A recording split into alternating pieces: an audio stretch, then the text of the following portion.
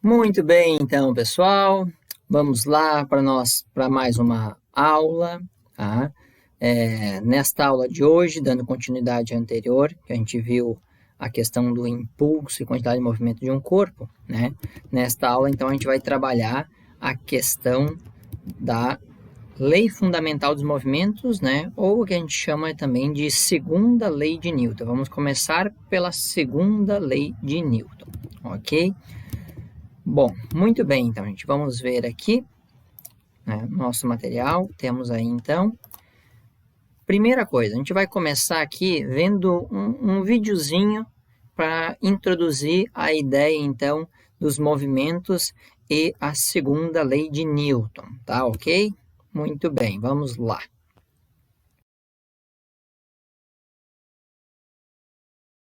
Movimento. Ele acontece e é uma parte fundamental do nosso dia a dia. Grande parte das invenções da humanidade se resumem a mover um objeto de um lugar para o outro de forma correta. Não é surpresa que a pergunta como o movimento funciona é uma das questões mais antigas da ciência e da filosofia, e tem uma rica história que nos ensina não somente física, mas também nos mostra como o pensamento e conhecimento da humanidade evoluiu ao longo de milênios.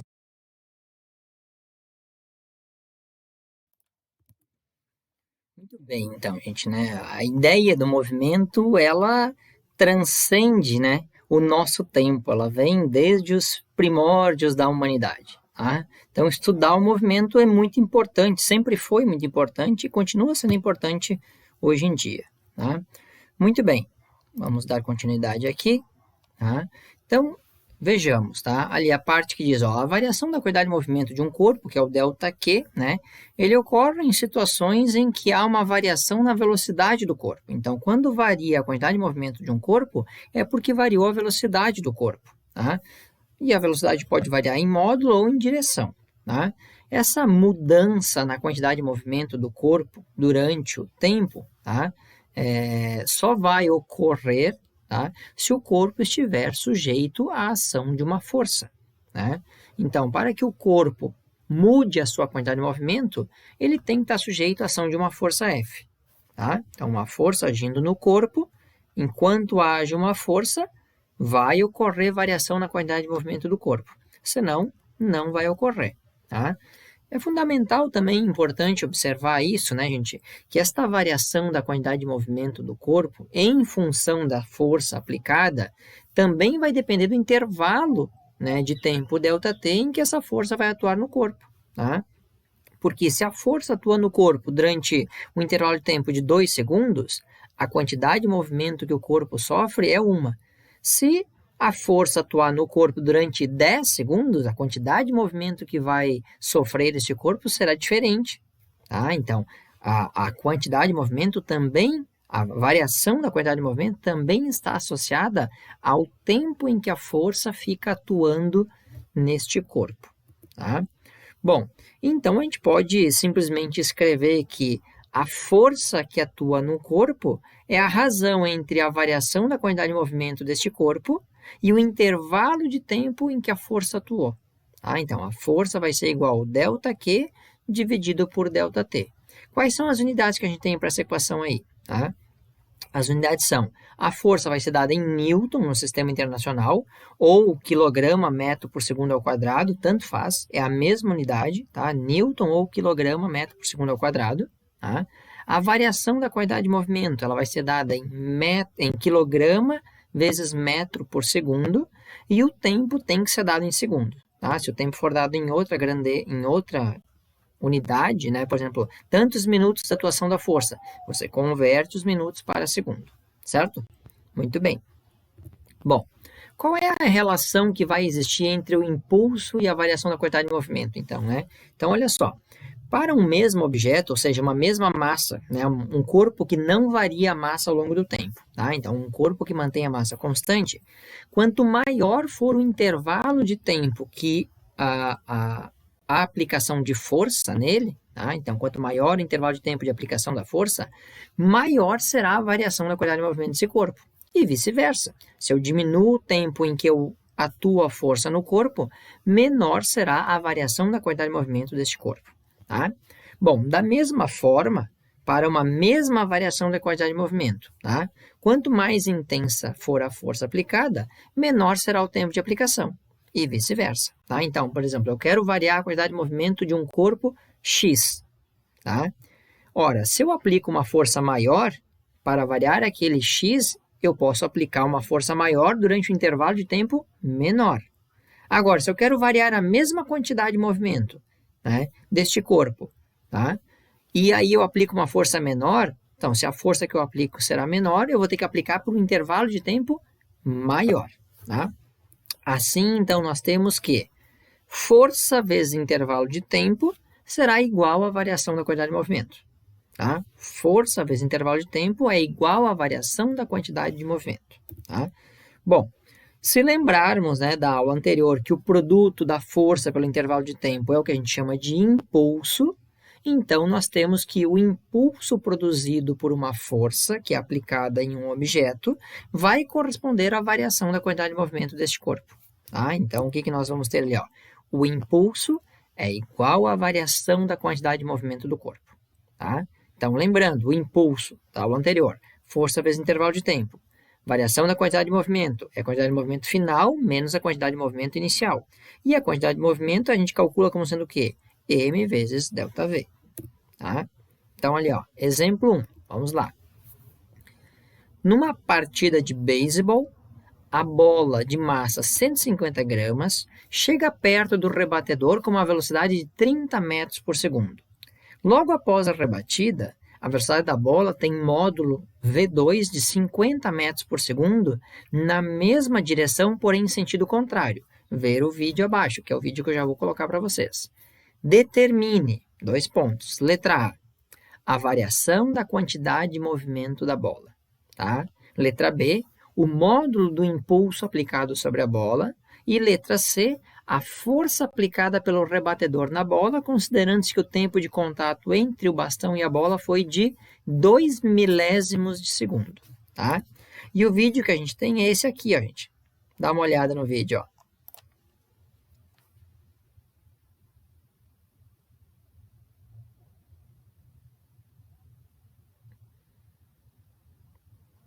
Então, um arremesso do arremessador, a rebatida do rebatedor, só que ele rebate a bola linearmente para frente, na direção do próprio arremessador, né? E, por sorte, o arremessador consegue pegar a bola. Tá? Vamos ver de novo o detalhezinho do vídeo, né? Mais uma vez, ó.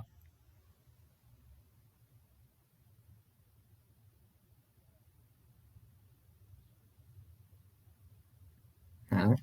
Então, este é o exemplo que nós temos, tá? 150 gramas a bola. Agora vamos resolver, então, este exemplo aqui, tá? Então, muito bem.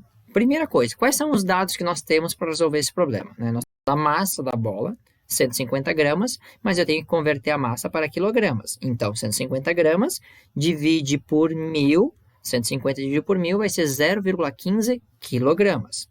A velocidade da bola no lançamento, né? Quando o arremessador lança a bola, 30 metros por segundo. A velocidade da bola quando ela é rebatida pelo rebatedor, 50 metros por segundo. O intervalo de tempo em que a bola fica em contato com o bastão, 2 milésimos de segundo. Então, a letra A quer saber qual a variação da quantidade de movimento da bola. A letra B quer saber qual é o impulso da força aplicada pelo rebatedor. E a letra C quer saber qual é o valor da força aplicada pelo rebatedor. Tá? Muito bem, vamos lá então. Tá? Primeiro, letra A, né, ali, ó, a variação da quantidade de movimento da bola. Tá? Então, primeira coisa, uma observação que tem que ser feita. Tá? Como o sentido da velocidade da bola vai inverter depois da rebatida, o sinal vai ser negativo, ou seja, no momento em que a bola está indo, tem um sinal a velocidade. Quando a bola volta, que volta no sentido contrário, o sinal tem que inverter. Tá? Então, quais são os dados que a gente tem para a resolução da questão da letra A? Né? 150 gramas igual a 0,15 quilogramas, a velocidade 1 de ida, 30 metros por segundo, a velocidade 2 de volta, 50 metros por segundo, o intervalo de tempo, 2 milésimos de segundo. Tá? Então, como é que a gente vai calcular a variação da quantidade de movimento? Sempre que a gente fala de variação, a gente está falando de uma quantidade final menos uma inicial. Então, a variação da quantidade de movimento vai ser a quantidade de movimento final do corpo menos a quantidade de movimento inicial do corpo. Portanto, nós vamos ter aqui, ó, o ΔQ vai ser massa vezes a velocidade final menos massa vezes a velocidade inicial. Tá? Muito bem, como a bola está voltando, na velocidade final dela ela está voltando, o sinal vai ser negativo. Então, eu vou ter a massa 0,15 vezes menos 50. De novo, deixar claro, esse menos 50 é porque a bola está no sentido oposto da ida. Tá? Se eu atribuo que a ida é positiva, então a volta vai ser negativa. Tá? Menos a massa vezes a velocidade inicial. Então, menos 0,15 vezes a velocidade inicial agora positiva, porque está na ida, 30. Tá? Então, 0,15 vezes menos 50 vai dar menos 7,5. Menos 0,15 vezes 30 vai dar menos 4,5. Monta a continha lá, faz a multiplicação para chegar nessas respostas. Tá? Menos 7,5 com menos 4,5, eu somo os dois números e mantenho o sinal negativo. Então, vai ficar menos 12 kg vezes metro por segundo. Esta é a variação da quantidade de movimento. Por que a variação da quantidade de movimento, professor, deu negativa? Simples, porque o corpo no movimento final está indo no sentido contrário ao inicial. Né? Como houve uma inversão do movimento, por isso que ele vai ficar negativo. Ok? Muito bem. Então, resolvida a letra A determinada, qual é a variação da quantidade de movimento deste corpo. Letra B pede o quê?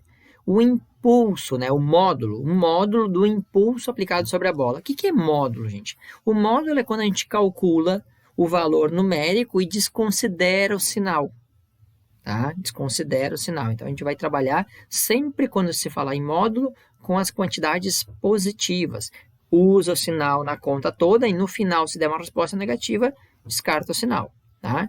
Bom, pelo que a gente viu recém na explicação, né, a variação da quantidade de movimento de um corpo ela é igual ao impulso. Tá? Então, o que acontece? Se a gente calculou aqui na letra A, o ΔQ deu menos 12 kg metro por segundo, tá? O impulso será igual a menos 12, só que a unidade do impulso é um newton vezes segundo. Tá? Então, o impulso é igual a menos 12 newton vezes segundo. Como ele quer o módulo, então a resposta faria o quê? Descartaria o sinal negativo. Então, o impulso vai ficar positivo 12 newtons vezes segundo. Tá? 12 newton vezes segundo é o impulso, então aplicado sobre a bola pelo rebatedor, tá? E por fim, a letra C quer saber então a força que foi aplicada pelo rebatedor na bola, considerando então que o tempo de contato entre o bastão e a bola foi de 2 milésimos de segundo. Novamente, os dados que a gente tem no problema, como é que a gente vai calcular a força aplicada pelo rebatedor na bola? Bom, a gente vai aplicar a equação do impulso. Impulso é igual a força vezes intervalo de tempo. E a gente tem o módulo do impulso que calculamos na letra B. O módulo do impulso é igual a 12 newton vezes segundo. Isso vai ser igual a força vezes o intervalo de tempo, que neste caso aqui o intervalo de tempo são 2 milésimos de segundo. Tá? Esses 2 milésimos de segundo que estão multiplicando a força, eles vão passar para o outro lado, dividindo o valor da força, do impulso. Tá? Então, nós vamos ter aqui, ó, 12 newton vezes segundo, dividido por 0,002 segundos, né? Então, vai dividir o 12 por 0,2, vai montar a conta, 12 dividido por 0,2. Primeira coisa, igual ao número de casas decimais. No 12 vai botar a vírgula, vai acrescentar 3 zeros, porque aqui são 3 casas decimais.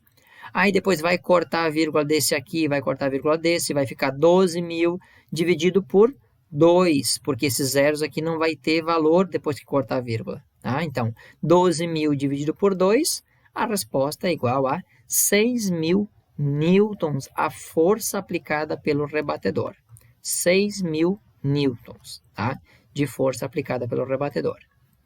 E com isso a gente fecha este exemplo, tá? E fechamos o conteúdo desta aula, tá? Então, esta aula vai trabalhar essa ideia básica, a ideia, né, de impulso como sendo o resultado da aplicação de uma força durante um intervalo de tempo, e que o impulso aplicado, né, o impulso de uma força aplicada sobre um corpo faz variar a quantidade de movimento desse corpo. Tá? Então, basicamente isso é a aplicação de uma força durante um intervalo de tempo que causa a variação na quantidade de movimento. Né? E esta variação na quantidade de movimento, como o corpo não vai perder partes, né, do seu corpo, então a massa vai ser constante, esta variação na quantidade de movimento significa variar a velocidade do corpo. Então, quando a gente aplica força por meio do impulso, a velocidade do corpo varia. Essencialmente, é isto a nossa aula de hoje. Muito bem, pessoal, vocês ficam então com os exercícios para serem resolvidos naquele esquema de sempre, resolve e posta no Classroom até a data marcada, tá? E o nosso atendimento no nosso bate-horário de sempre, tá? Segunda-feira, 10 horas da manhã. Valeu, pessoal, bom estudo para vocês e até a nossa próxima aula. Abração, tudo de bom! Valeu!